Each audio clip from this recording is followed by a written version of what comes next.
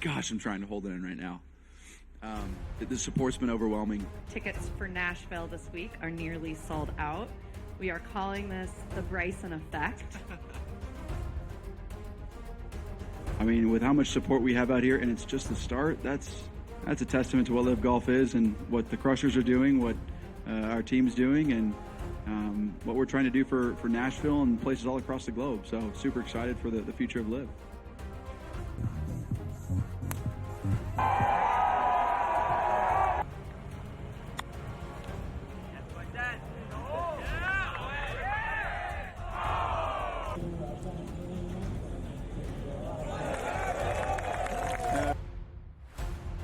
It was nice to at least walk down the last few holes, or at least the last hole, knowing that it was pretty much done. It's never safe, but very proud of everybody, and of course Tiro. I mean, what a week to get his first win in a few years and win by 6 in an absolutely dominant performance the way he did. It was absolutely incredible, so I couldn't be happier for him.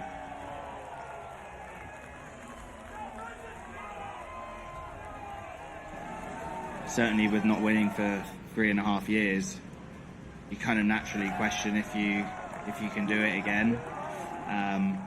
So I'm just proud of myself to be able to get through that and play the way I did.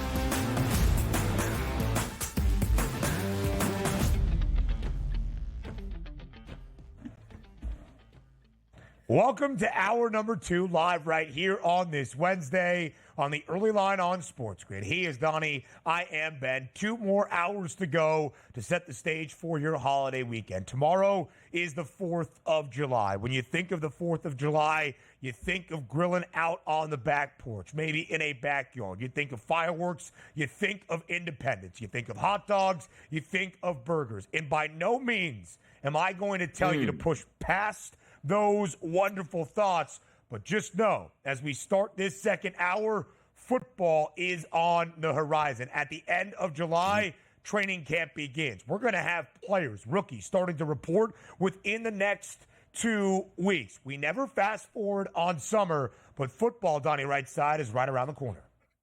By the way, get me a little bit in the mood here for some hot dogs now. Let me lay it out, because we're going to get to football here, but I think this is very important coming up on the holiday weekend. Here's a couple things that you have to understand. And a lot of people out there that are watching the show are going to host barbecues at their house, or they're going to go to barbecues. It's the American thing to do. Burgers, hot dogs, we get it. Forget about the cheeseburgers. You can do whatever you want to those. But let me understand the thought process if you want to be a very good host. It all starts not with the hot dog. If you want Nathan's, that's fine. Ballpark. Just get a quality dog. Everybody will enjoy that nonetheless. But you cannot just get the average white roll. Don't do that.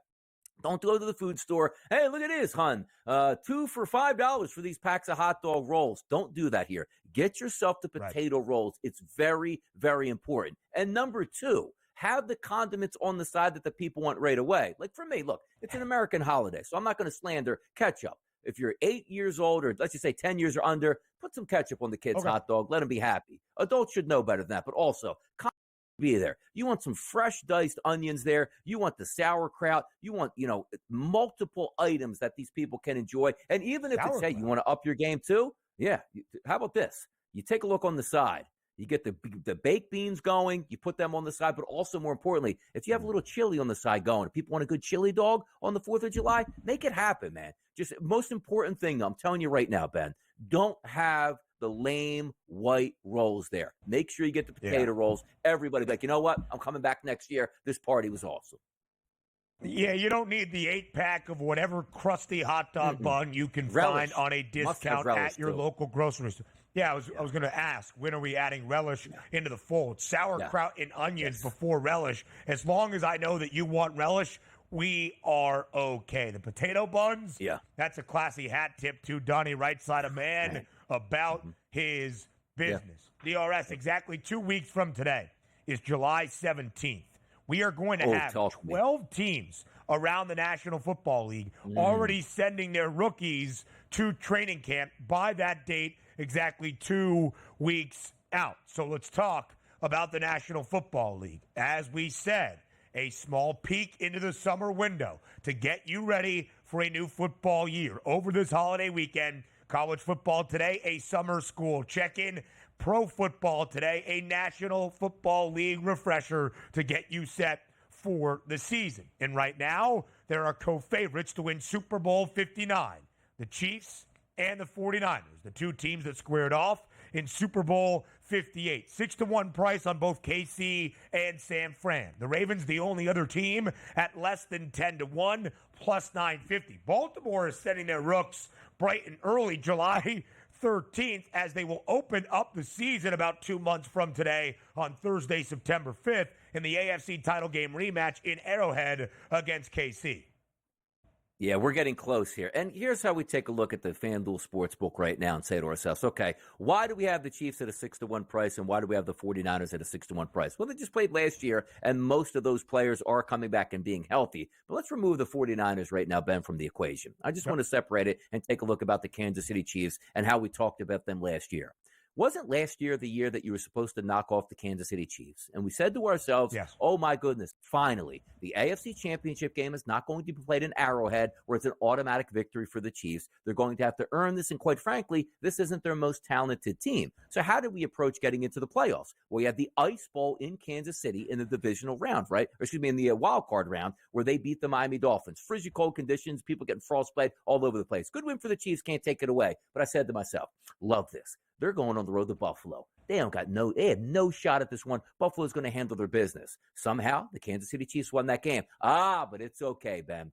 They're going to play on the road against Baltimore. They don't have a shot because you know what Baltimore's going to do? Just line up and pound the rock, and there's nothing the Chiefs can do about it. So the Ravens go, you know what? Let's go Air Coryell 1985, and let's get beat here. So you say, wow, that's amazing. Okay, now we get to the Super Bowl with the Kansas City Chiefs going against the immovable object, the San Francisco 49ers. They beat the 49ers also and being down double digits in that game. So I say, why aren't the Chiefs at the FanDuel Sportsbook today a minus 600 price? Because if you didn't beat them last year with that team and that schedule they had to go through, I don't know who's beating them. If you tell me right now, Ben, at the end of the season, in week number 17, you're still going to be healthy with Patrick Mahomes. They're going to win the Super Bowl. Is Reed there? Check. Is Mahomes there? Check. I don't need to see anything else.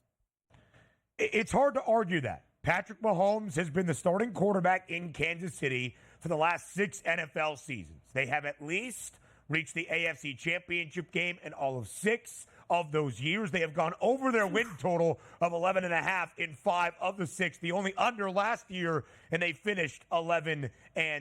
They have won 3 of the last 5 Super Bowls. They have played in 4 of the last 5 big games on Super Bowl Sunday. And there was a time earlier this offseason, before some maneuvering in the market around the Bengals price, really after T. Higgins decided to sign the franchise tag tender, that San Francisco was 50 cents in front of Kansas City as a solo favorite, despite the fact the 49ers have lost 2 Super Bowls to Kansas City in the last half decade. So I'm going to ask you it this way, DRS. Is the price on Kansas City to win Super Bowl 59 at 6-1, or the price for the Chiefs to win the AFC Championship once again at plus 340 bettable? Would you bet that wager right here, right now, and hold on to it all the way until January of 2025?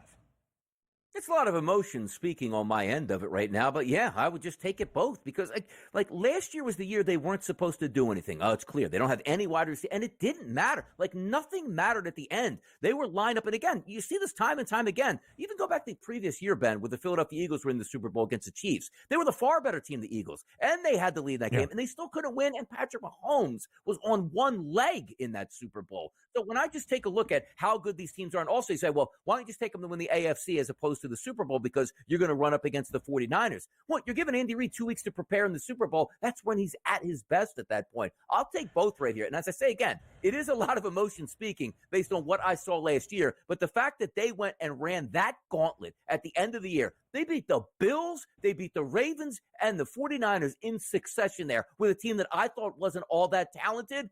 Who knows what they're going to do again this year?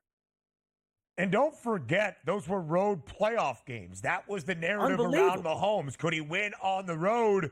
He certainly did last year, and his third Lombardi trophy in his NFL career already. The Chiefs, by the way, minus 230 to win the AFC West, a division they have owned as the champs the last 8 years. San Francisco, minus 195 to win the NFC West, and that feels rather fitting as well. There is an argument to be made, Donnie, that when you look at these two conferences, the AFC is so much more competitive than the NFC overall. It's just why the path for the 49ers is more favorable and why the odds are similar to a team that has won 2 consecutive Super Bowls.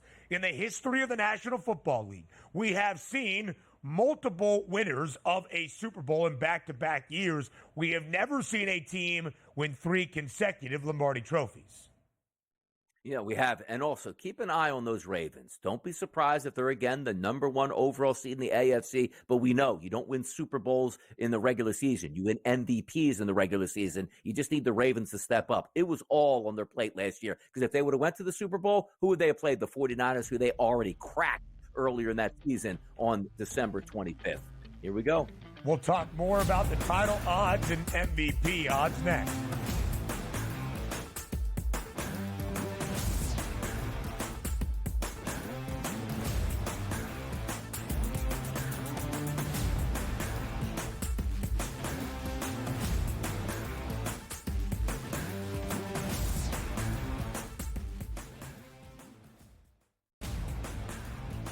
England survived yesterday in the Euro round of 16. They score into stoppage time, and then in extra time, they score the game winner. You want to wait to the very final minutes? And I say this again, Ben. I don't know. I think you were here last year for my rant on this.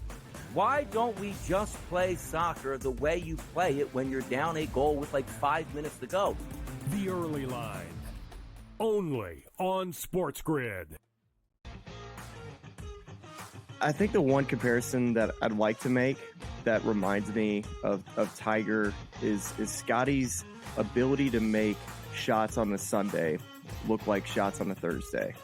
And Tiger was so good at doing that too. In the high pressure leverage moments, he didn't lose a step. You know, he was still able to hit it pin high. He's still knocking down flag sticks. He doesn't miss-hit it. Only on SportsGrid. You went to Alberta and, came back with a lot of different stories. I know that sports betting as a possibility, just like Ontario in 2022, we could see that. The other big topic was Alberta, because sure enough, we've heard lots, and we've talked about it on here, that, a law was passed to allow the market to open up, and we were kind of waiting to see what was going to happen. Newswire. Only on SportsGrid. Watch out for USA and Canada in 4 years. Cricket's going to be a sport that's growing. I made my first cricket bet last week or over the weekend.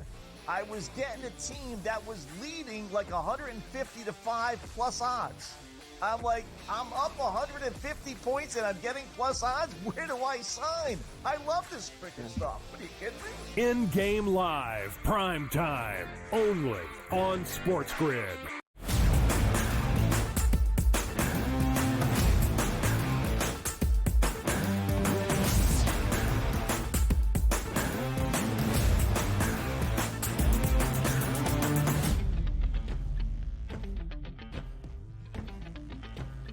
Super Bowl 59 odds as we send you into your holiday weekend. Enjoy everything this 4th of July weekend, Thursday into Friday, Saturday, and Sunday. Soak up the summer, but know that football is getting closer and closer by the day. DRS, we looked at the Super Bowl 59 prices, and there are 3 teams with 3 digits, 10-1 or less. The Chiefs and the Niners, they played each other in Super Bowl 58 out in Viva Las Vegas. The Ravens, who were the NFL's best team in the regular season a year ago at plus 950 with the reigning MVP winner for the second time in his career, Lamar Jackson.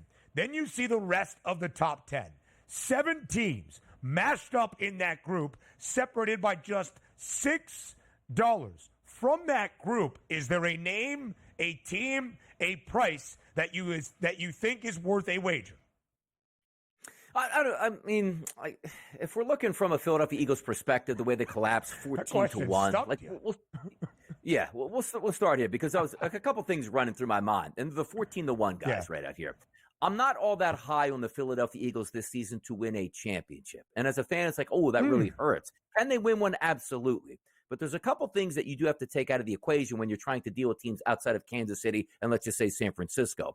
You want to be there at the end. I think the Eagles have a chance to do that, but there are a lot of moving parts here. You have a new offense that's getting installed, at least probably 50% new verbiage going from last year to this year with a new offensive coordinator. Same thing with the defense here. And I love the fact that Vic Fangio is coming over from the Miami Dolphins because last year's Matt Patricia, Sean Desai, that certainly wasn't working out at all. So I like that. But again, you're going to have that learning curve, and it's hard to just erase where the Eagles had the best record in football last year and didn't even end up winning their division when it was all said and done, and then got hammered on the road against a average to below average, to me, honestly, Tampa Bay Buccaneers team. And then you take a look at the Cincinnati Bengals at a 14-1 price. Hey, look at that. There's a ton of talent. But for me, there's a lot more question marks again going into the Cincinnati Bengals. Is Jamar Chase going to show up? Is T. Higgins actually happy with that contract? Is, Joe Burrow had a good offseason because he couldn't really work out and throw the football all that much. And then it leads you to the Detroit Lions, who I do think are on the cusp of taking that next step. And then it's the Baltimore Ravens at a plus 950 price. I say to myself, I love the Ravens. I think they have a great regular season. But every time I turn them on in the playoffs, it's like, what are we actually doing? Is this Lamar Jackson? This is the guy I saw in the regular season here. And for an offense that's supposed to be able to pound the football, why are we passing it? Way too many question marks pop up for me. But you are looking at the teams that are going to be on the rise. One team I do want to keep an eye on, to be honest with. 15-1, it's the Buffalo Bills.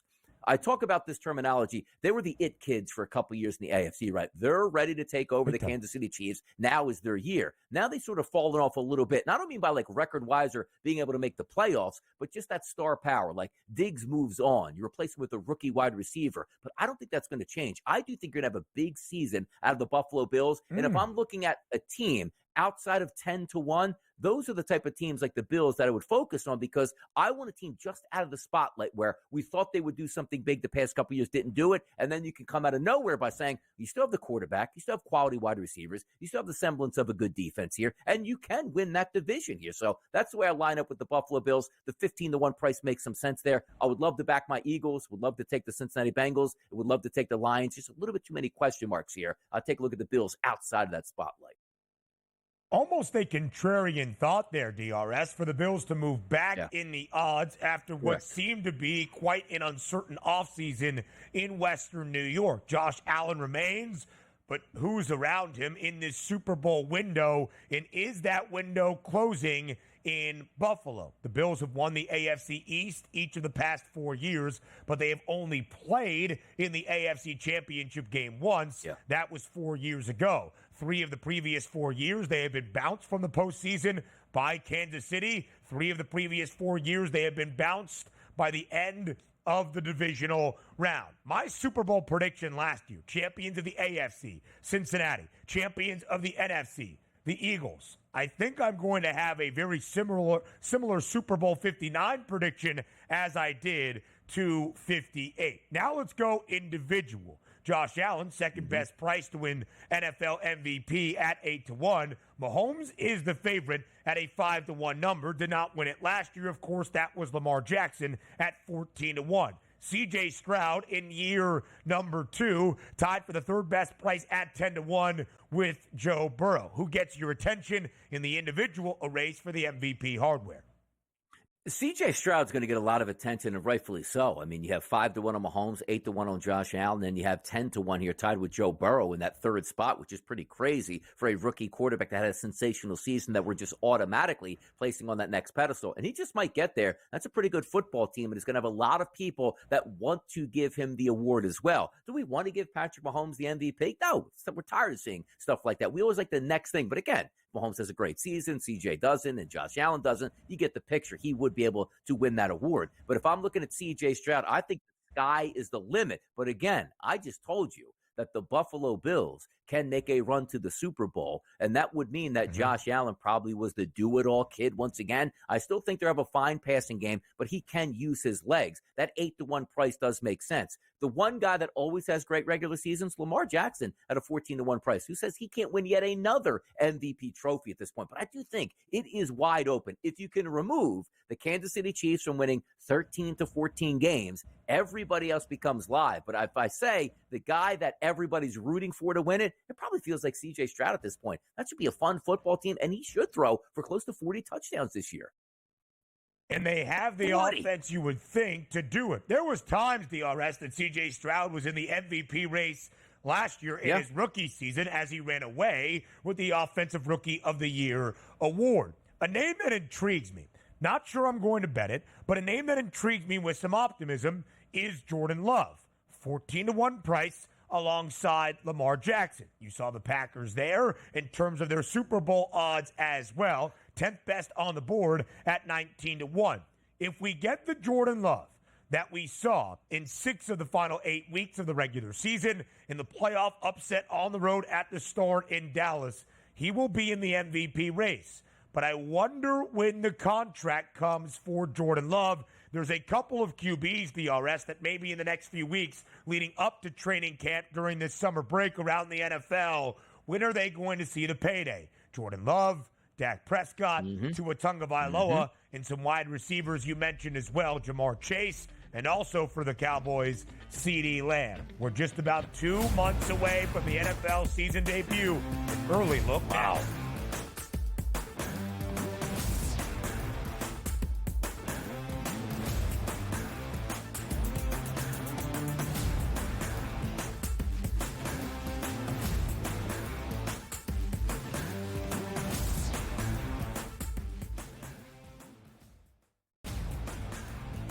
England survived yesterday in the Euro round of 16. They score into stoppage time, and then in extra time, they score the game winner. You want to wait to the very final minutes? And I say this again, Ben. I don't know. I think you were here last year for my rant on this. Why don't we just play soccer the way you play it when you're down a goal with like 5 minutes to go? The Early Line. Only on SportsGrid. I think the one comparison that I'd like to make that reminds me of Tiger is Scotty's ability to make shots on the Sunday look like shots on a Thursday. And Tiger was so good at doing that too. In the high pressure leverage moments, he didn't lose a step. You know, he was still able to hit it pin high. He's still knocking down flag sticks. He doesn't miss-hit it. Only on SportsGrid.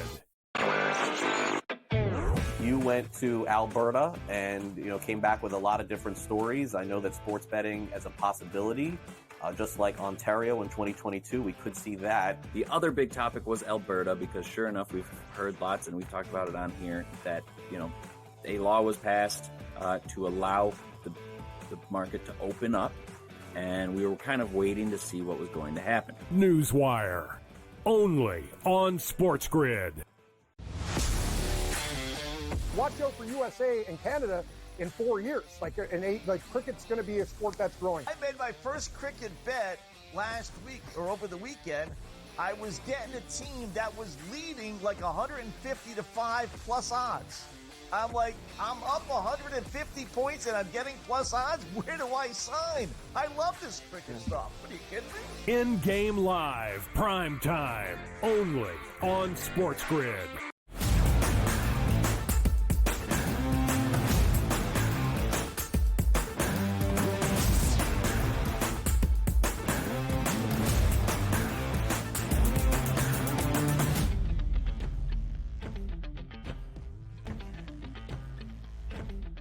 Live right here on this Wednesday on the Early Line on SportsGrid, just the day before Independence Day weekend. It's summer, but football is ever so close. We are just about 2 months away from the start of the NFL season, the day after the 4th of July. That's the 5th, exactly 2 months away from Thursday, September 5th, the NFL season debut in 2024 inside Arrowhead Stadium between the Chiefs and the Ravens. It is a rematch, of course, of the AFC Championship game in the Charm City a year ago. The Chiefs were the underdog in that game. They won outright for their fourth AFC Championship victory in the last 5 NFL seasons. And the questions around Lamar Jackson, not what he can do in the regular season, but his performances in the postseason arose once again. Just a 2-4 playoff record now for Lamar. In the opener in Arrowhead, KC opens on that flat number of 3, a field goal. 46.5 is the over-under. It is the earliest line for week number 1 of this 2024 NFL campaign.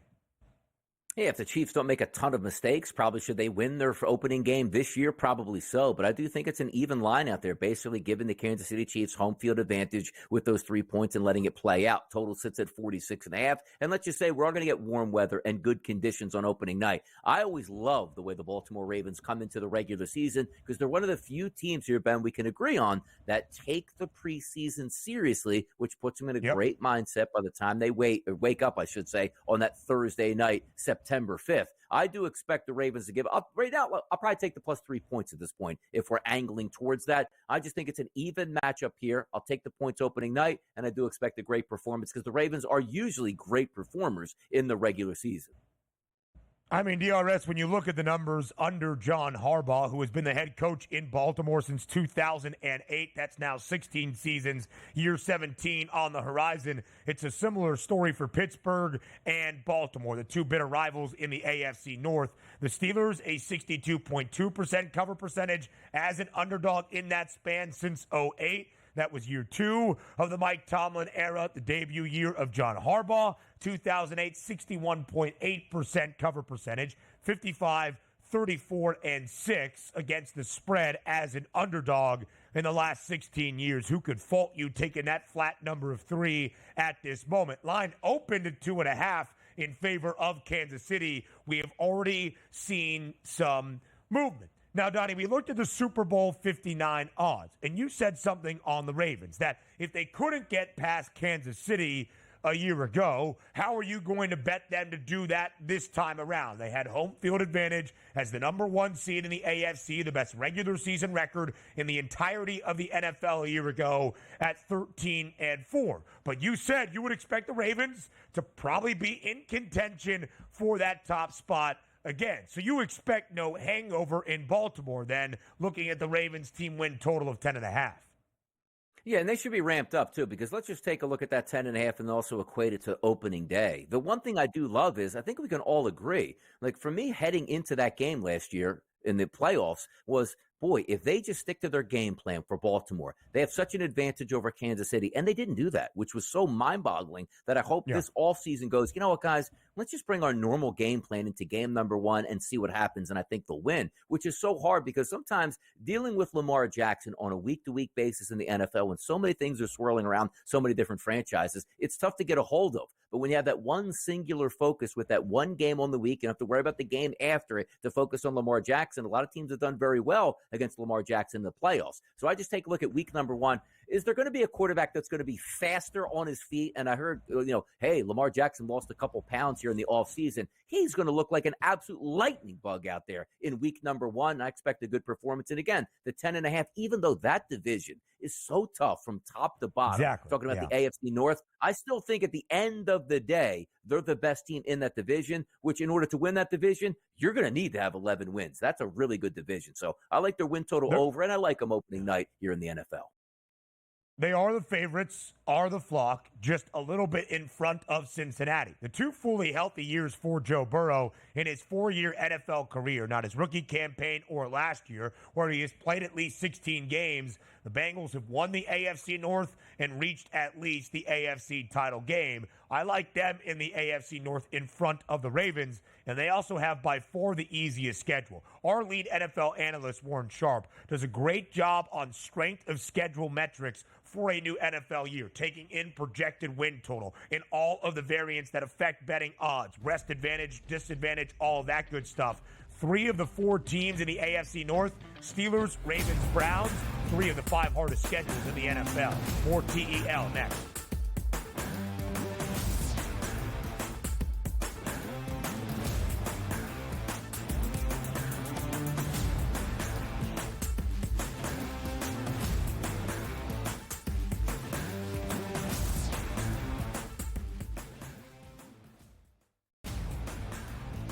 England survived yesterday in the Euro round of 16. They score in the stoppage time, and then in extra time, they score the game winner. You want to wait to the very final minutes? And I say this again, Ben. I don't know. I think you were here last year for my rant on this. Why don't we just play soccer the way you play it when you're down a goal with like 5 minutes to go? The Early Line. Only on SportsGrid. I think the one comparison that I'd like to make that reminds me of Tiger is Scotty's ability to make shots on the Sunday look like shots on a Thursday. And Tiger was so good at doing that too. In the high pressure leverage moments, he didn't lose a step. You know, he was still able to hit it pin high. He's still knocking down flag sticks. He doesn't miss-hit it. Only on SportsGrid. You went to Alberta and, came back with a lot of different stories. I know that sports betting as a possibility, just like Ontario in 2022, we could see that. The other big topic was Alberta, because sure enough, we've heard lots, and we've talked about it on here, that, a law was passed to allow the market to open up, and we were kind of waiting to see what was going to happen. Newswire. Only on SportsGrid. Watch out for USA and Canada in 4 years. Cricket's going to be a sport that's growing. I made my first cricket bet last week or over the weekend. I was getting a team that was leading like 150 to 5 plus odds. I'm like, I'm up 150 points and I'm getting plus odds. Where do I sign? I love this cricket stuff. What are you kidding me? In-game live, prime time, only on SportsGrid.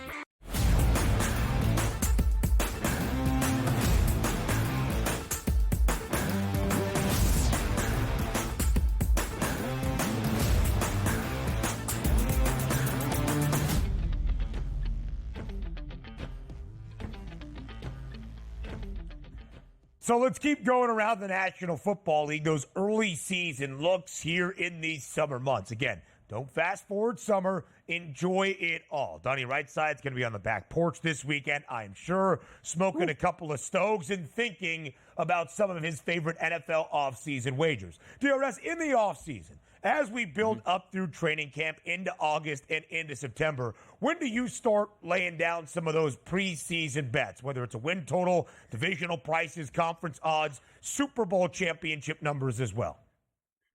Look, I'm more of a live guy here, as I like to say, Ben. I'm not a preparation guy, so it's not as if DRS is pounding the pavement in the off-season months at this point. And just to have some fun, we're going to have some holiday programming coming up, which I had a great time producing with some pro football content. But it's almost nice to get that sort of refresher course to go away and go through it and talk yourself there. What I'm honestly trying to say is sometimes I wind up in week number one and be like, oh, that guy plays for that team right now. I forgot about that. Because you sort of have to get yourself into the season. So reactionary is usually what I do better than that point. So, no, your boy DRS is not going to be this weekend with a Athlon magazine. Like, you know what? Third-round draft pick I'm going to have in my fantasy football league is going to be this guy. Nonsense here. We take it all in like a sponge. We don't make any crazy predictions early on, and we wait till we get closer to the regular season to see how things line up at that point here. So that's my synopsis. Your boy is not going to be studying hard this weekend on what's going to happen in weeks 1 and weeks 2. We're going to let it play out here in these streets here. That's the best way to do it. I love when DRS says the quiet part out loud, that he doesn't really do the prep and the research that would signify that he is an expert in any of these sports betting fields. All right, now we transition from the National Football League to what is actually happening this summer live and what DRS loves. The action in the WNBA last night, 4 games, a quadruple header, and even more than that, a celebration of the all-star selections yesterday. Not just Donnie or myself, our coach James Young, JY, joins us here for the next half an hour to look at what happened last night in the WNBA, what we can expect before the all-star break in just about 2.5 weeks, and the Olympic break that follows, and of course, the action in the association in the offseason. And the big news this morning, the 2-year, $104 million max extension signed by LeBron James. JY, a lot to get into here over these next 30 minutes. Good morning, guys. Good to be on with you. And yeah, some good games in a W, some rookies making the All-Star team, and some guy named LeBron just got that bag again this morning. So in front of a record crowd, JY, in Las Vegas at T-Mobile Arena, 20,366 fans in attendance, the most that have been in attendance for a WNBA game in the last 25 years since 1999. Caitlin Clark was there for Indiana, as was Aaliyah Boston, and it was close, relatively close, through three quarters, and then the Aces showed off their championship might in the fourth and final, outscoring Indiana by 13, 23-10 in that fourth quarter to pull away for a 19-point victory. 88-69, Las Vegas covers as a 13.5-point favorite. The Aces, JY, are the two-time reigning WNBA champs. They have won 2 consecutive WNBA titles for the first time since the Sparks in 2001 and 2002. In this millennium in the WNBA, we have never seen a 3-time repeat champion in the WNBA. Are the Aces looking the part with Chelsea Gray back in the fold? It's amazing, Ben. You get the point guard back in the lineup and everything just kind of settles in. Asia Wilson was being Asia Wilson. You're not going to go there because she's been putting up the stats bet all year. But to me, it's been more the play of Jackie Young and Kelsey Plum going back to more of their 2 and 3 guard positions and allowing Chelsea Gray to point guard to kind of facilitate. Here's the thing, folks. Chelsea Gray, there's going to be games like last night where she's not going to blow you away with the box score, just scoring only 4 points, only playing 20 minutes. But getting everybody into their roles, getting everybody into offense, and allowing players to do what they need to do. Now, obviously, Jackie Young picked up the slack without her scoring, but getting 15-10. But to me, Kelsey Plum, 34 points, 6 of 11 from 3. She was bombing from all over the floor. And then obviously you got to talk about Asia Wilson. But shout out to Kia Stokes last night. Kia Stokes is never going to be someone that's going to score the ball. But if she can give you 12 rebounds and a plus 19 and kind of make things hard for Smith, make things hard for Boston around the basket, that's also a good sign for the Vegas Aces. Hey, we take a look at last night. Dominating performance out of Asia Wilson, 13 of 22 from the floor, 9 rebounds, and also chipped in with 5 block shots and 2 steals. Certainly does it all. You take a look at Caitlin Clark yesterday. Led the team, but in the wrong direction at a minus 19. But you are going to get some of that learning curve. We talked about it earlier in the show, Coach. You sort of measure up against the Aces, who we figure are the best team in the WNBA. The Fever certainly have a lot to learn. But if we are looking at some of those markets here in order to win some player awards, the MVP market probably out of reach at this point, as long as we don't have an injury to Asia Wilson. A minus 550 price here at the FanDuel Sportsbook. Collier at plus 2,400. Same thing with Alyssa Thomas at 24-1 also. But the WNBA Rookie of the Year odds are very interesting here because Caitlin Clark is having a very good season. She's a minus 600 favorite, but Angel Reese is doing something historic right now, also continuing that double-double streak and playing fantastic basketball at a plus 370 price. Instead of saying, Coach, hey, look, is the MVP going to go to Asia Wilson at this point? Let's just focus on that Rookie of the Year. Is there a chance Angel Reese can win Rookie of the Year? I keep saying no, but if you get 12 points and 19 rebounds, then there's got to be a chance that something happens because she's been rebounding the ball at a, let's be honest, guys, an historic rate. The problem always been with Angel with me was her ability to finish around the basket. She always seems to get the O boards. I think she leads the WNBA in offensive rebounds per game. But to me, it's more about the fact that can she finish around the basket? She was only shooting at about, I think, 38%, 37% from the floor to start the season. Well, guys, she's up to 40%. So she's creeping her way up, which means she's starting to finish it a little bit better. If she can continue to do the double-double streak, and well, Lord knows how long that's going to keep going, yeah, there's a chance. I still think at the end of the day, it's going to be Caitlin Clark unless it's her injury. But you keep seeing injuries every double-double, guys. And any game Caitlin Clark struggles a little bit, you're seeing it drop 20, 30 cents. You start to see a little bit more value, less value, I should say, for Angel Reese. Minus 600 still the number on Caitlin Clark, but it was plus 400 on Angel Reese. And about 2 weeks ago, it was minus 900 in favor of Clark. Both rookies have been historic. Angel Reese, 11 consecutive double-doubles, 12 points, 19 boards in the Sky's win last night against the Dream. That is adding to her WNBA record, not rookie record, WNBA record, surpassing Candace Parker over the weekend, who had 9 straight double-doubles back in the 2015 campaign. But Caitlin Clark has been historic as well. The fastest player in WNBA history to 300 points, 100 dimes, 100 boards. The list goes on and on for Caitlin Clark. It should be a good and competitive race, as it has been the last 2 weeks between the Minnesota Lynx and the New York Liberty. Last week on a Tuesday night out on Long Island at UBS Arena for a championship on the line in the Commissioner's Cup championship game, the Lynx got the better of the Liberty, winning outright as a 5.5-point dog, 94-89. Similar line last night, JY. Moved a little bit. Sabrina Ionescu was not out there for shoot-around to start, but did play. The Liberty got their revenge, winning by 9, 76-67. What stood out to you in last night's performance? Second half of Breanna Stewart, even though she did not shoot the ball terribly well, getting 12 rebounds. She was absolutely a monster in the second half. And then we always talk about it, Ben, the play of Double J, Jonquel Jones, where she's able to step out and shoot the three and do what she can and then get all board to finish. When she's at their best, the Liberty are at their best.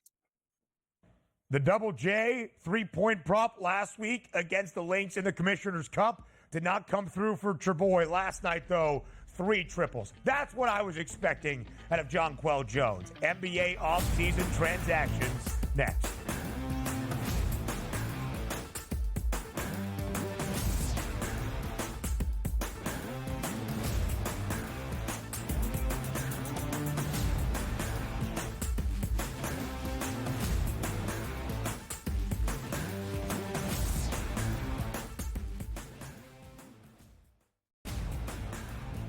England survived yesterday in the Euro round of 16. They score in the stoppage time, and then in extra time, they score the game winner. You want to wait to the very final minutes? And I say this again, Ben. I don't know. I think you were here last year for my rant on this.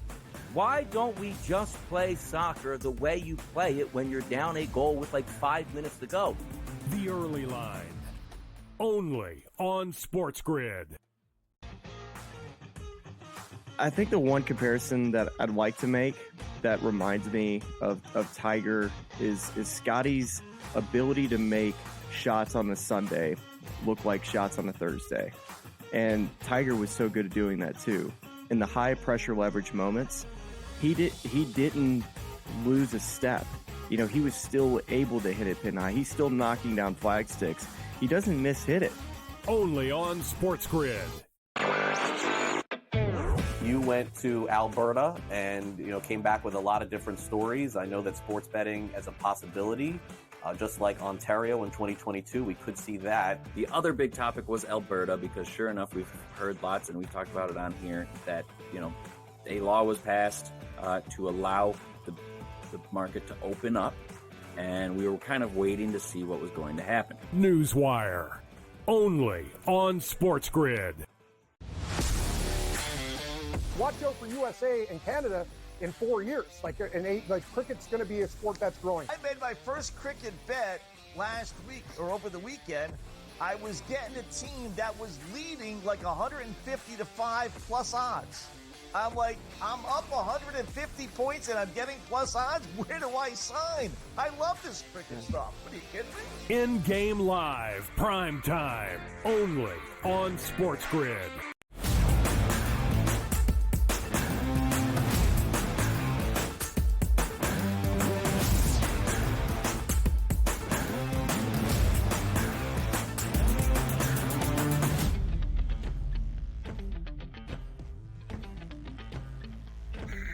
Some big NBA free agency news on this Wednesday morning in the NBA, so we are glad to have our coach, James Young, JY, here for a consecutive segment in a row. JY, the big news, of course, in the last hour. LeBron James has signed a 2-year max extension worth $104 million. It includes a player option and a no-trade clause. What a week it has been for the James family. Bronny James, drafted 55th overall by the Lakers in the second round last Thursday, signs a multi-year guaranteed contract. He will open up his NBA career on the Lakers roster, and his dad will be there as well. What was your reaction to LeBron James signing that max deal?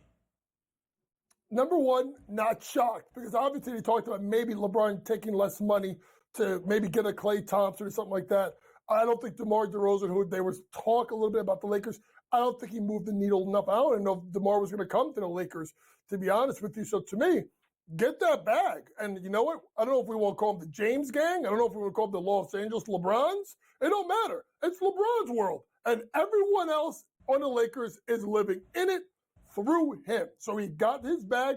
I don't even think, Ben, I mean, did he really need a no-trade clause? I mean, they got to go to him anyway if they want to trade him. So even if he did get it, he didn't need it.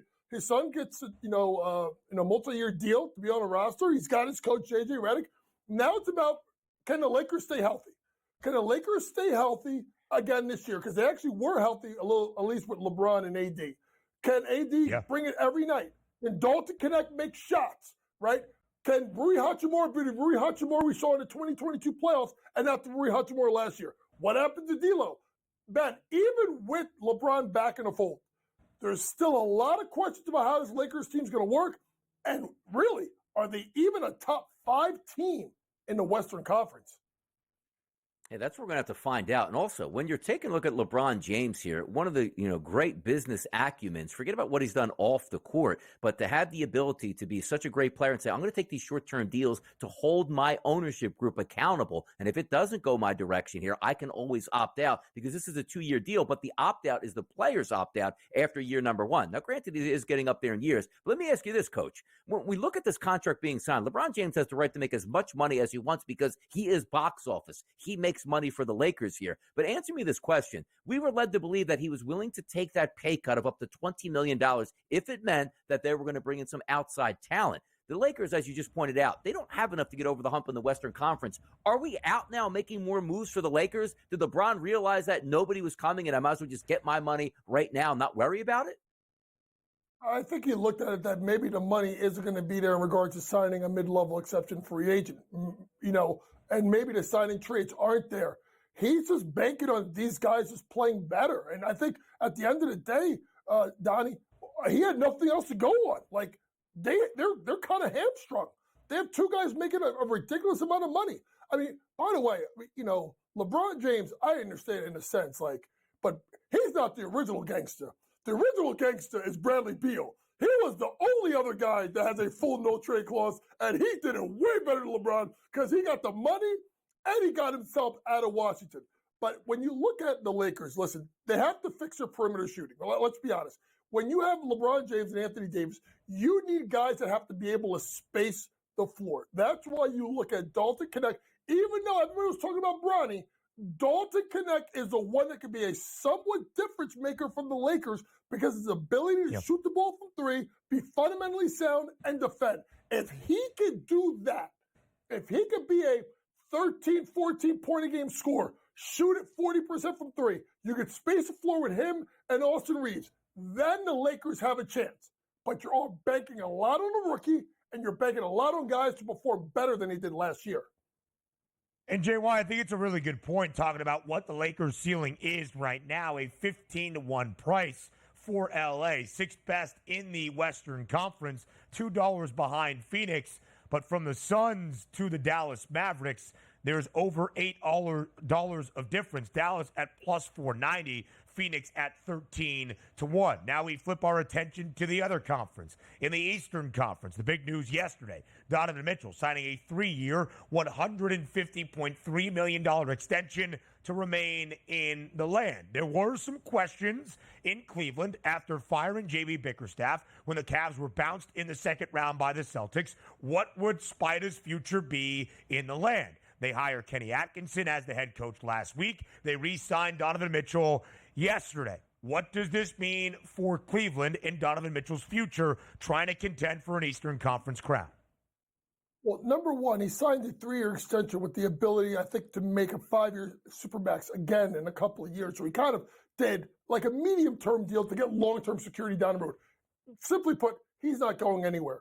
I think he, honestly, Ben, I think he looked at the hiring of Kenny Atkinson and he looked at Kobe Altman, the GM, and said, what are we going to do to improve this team? Now, obviously, with Donovan Mitchell coming back, you squarely look at his backcourt mate, Darius Garland, who basically said at the end of the season, if Donovan comes back, I want out. So let's see what happens in regards to Darius Garland, who is another clutch sports guy. Let's see if he gets moved. And then you go to the center position with Jared Allen and Evan Mobley. You know me, guys. I've been back and forth on this. But when I saw that Game 5 performance out of Evan Mobley, I saw enough. You can build this team around Evan Mobley and obviously Donovan Mitchell. You could then use the other two guys to address some of your other deficiencies. I still think, I keep saying it, Brandon Ingram for Jared Allen. Make the trade. It works for both teams. New Orleans needs a center, and then you can put BI as that power forward, stretch four. Cleveland, yes, they're still behind a bunch of these teams in the East. I do think that they are probably better than Miami. We'll see about Orlando. And in regards, really quick, Indiana 30-1. I feel like this is gross disrespect for a team that went to the Eastern Conference Finals. Granted, they can't defend worth a lick, but if they figure out their defense, man, and they can score, that is a value at 30-1 right now. Eighth best price in the Eastern Conference for a team that, yes, was swept by the Celtics in the ECF, but maybe, even though it was only 4 games, gave Boston its best test throughout the NBA championship winning run for the C's. We'll look at some of the best remaining free agents still on the board. If there are any, even just 3 days in the NBA free agency, and JY's early predictions for next year in the association. That comes away next here on SportsGrid.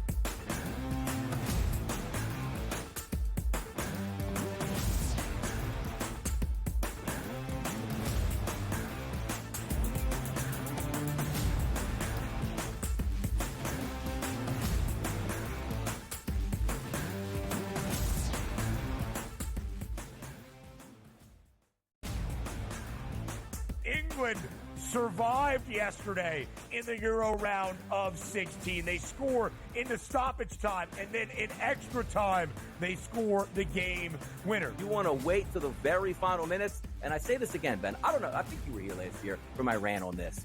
Why don't we just play soccer the way you play it when you're down a goal with like 5 minutes to go? The Early Line. Only on SportsGrid. I think the one comparison that I'd like to make that reminds me of Tiger is Scotty's ability to make shots on a Sunday look like shots on a Thursday. And Tiger was so good at doing that too. In the high pressure leverage moments, he didn't lose a step. You know, he was still able to hit it pin high. He's still knocking down flag sticks. He doesn't miss-hit it. Only on SportsGrid.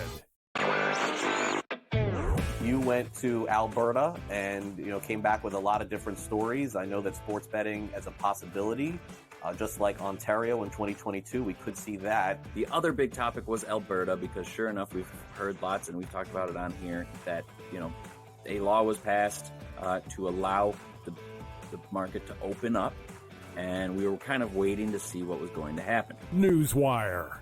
Only on SportsGrid. Watch out for USA and Canada in 4 years. Cricket's going to be a sport that's growing. I made my first cricket bet last week or over the weekend. I was getting a team that was leading like 150 to 5 plus odds.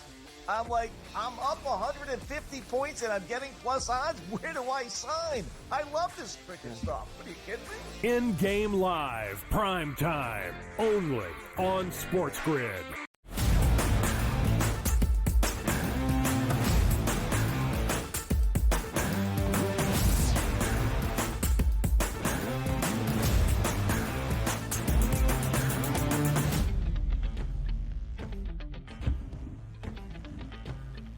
So, JY, you've made mention of this as it pertains to LeBron James signing his 2-year, $104 million max extension.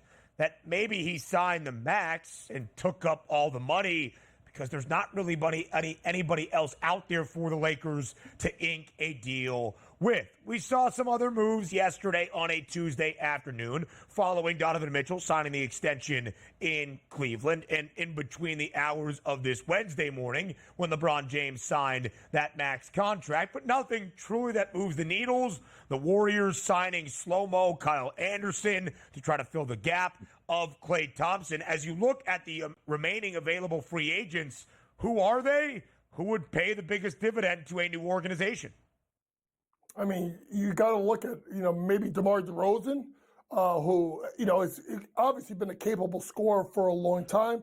You got to look at Miles Bridges, which I don't think he's re-signed yet with Charlotte. So he's somewhat intriguing because, before his legal issues, Ben, he is a stud.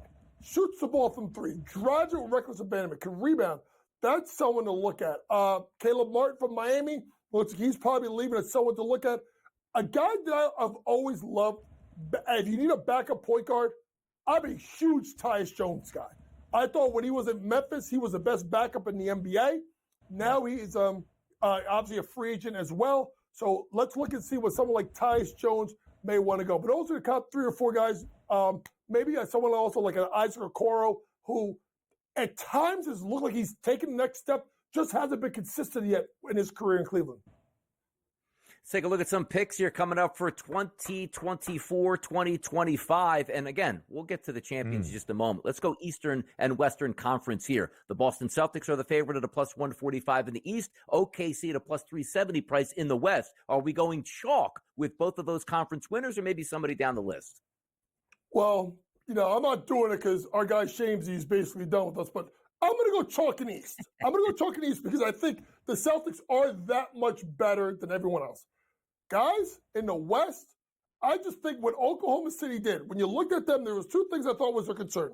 Perimeter defense, a lockdown defender to go along with Lou Dort, because I think you need 2 in the league, and rebounding. When they go get Alex Caruso, who's the ultimate nails and glue guy, could come off the bench, shoot 40% from 3, and is a great defender. And then you get Hartenstein with that 3-year, $87 million deal, who shores up the rebounding and allows, Chet Holmgren to be that weak side shot blocker. To me, in the West, I think it's the Thunder time, and I think it's now. So you're going chalk in both areas, Eastern Conference, Western Conference. OKC now the favorites, Jalen. You know that. They passed them. That's on me. I went chalk, yes. I'm a teacher, so I'm a chalk kind of guy. Yeah. Damn right. This is the same guy that tried to tell me Kentucky was a sleeper in the NCAA tournament a year ago, so I would not put it past him. And JY, I will give you credit, though, because the Thunder, although chalk in the odds, not exactly the chalkiest team that has won multiple Western Conference titles, even played in a Western Conference Finals with this group, with this core, but they're led by Shai Gilgeous-Alexander. Can SGA win an MVP award next season?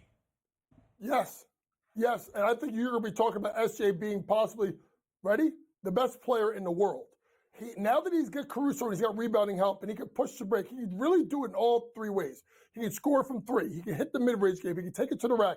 Good defensively, good teammate, stays out of trouble, rebounds the ball, plays the right way, and keeps his mouth shut. I love SGA to be the MVP this upcoming season. How about Rookie of the Year, Coach? No chalk needed here. Sar and Risa Shea, plus 650 and plus 750. Are we looking down the board or a little bit more chalk here? Who are we going with? We're looking down the board, but we're also looking up a little bit. Why so? Now it's plus 750. Come on, this guy's moving markets. Not him, but I'm going lower. Rob Dillingham, a.k.a. Bucket Getter, a.k.a. Get a Bucket, a.k.a. This is a sneaky second team now. And remember, folks, there are times Mike Conley gets hurt. I'm going chalk here. Real chalk, not fake chalk. Rob Dillingham, 15-1. He was 20-1, now 15-1 to be Rookie of the Year. You know what chalk means? I think we're getting our wires crossed here. Chalk is the favored side, so real chalk would not be Rob Dillingham anyway at a 15-1 number. Wild movement in the Rookie of the Year odds. Alex Sarr was the favorite at open at plus 450. Reza Shea, second best price at 6-1. Zach Edey now tied for the second best price at plus 750. Fade away to a holiday weekend, JY. Thank you so much. Hour 3 is up next.